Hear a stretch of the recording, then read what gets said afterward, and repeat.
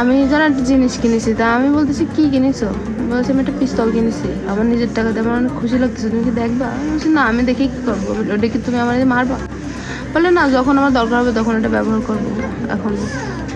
আর ওই সম্পদ মানে আমার বলতো যে তোর বাপের কাছ থেকে যা আছে সব লিখে নিয়ে আয়, এইগুলো করে অনেক বিচ্ছিরি বিচ্ছিরি গালিগালাজ করতো আমার আম্মুর নিয়ে। আমার ভাইয়া মারা গেছে, তারে নিয়ে আমার আম্মুর কথা বলতো, ওর মরে গেলে আমি ওর যা খাটিয়ায় হচ্ছে জুতা দিয়ে মারবো, ডিজে পার্টি করব। আমার আব্বুর কথা বলতো শুধু, ওরে আমি খুন করব, মার্ডার করব, সবসময় এরকম হুমকি দিতেই থাকতো। তখন থেকেই এগুলো শুরু, লোভ, এটা দেওয়া লাগবে ওটা দেওয়া লাগবে, গাড়ি বাড়ি, আমাদের একটা মাইক্রো কিনেছে ওইটা ওরে দিয়ে দেওয়া লাগবে, এরকম লোভ করতো সবসময়।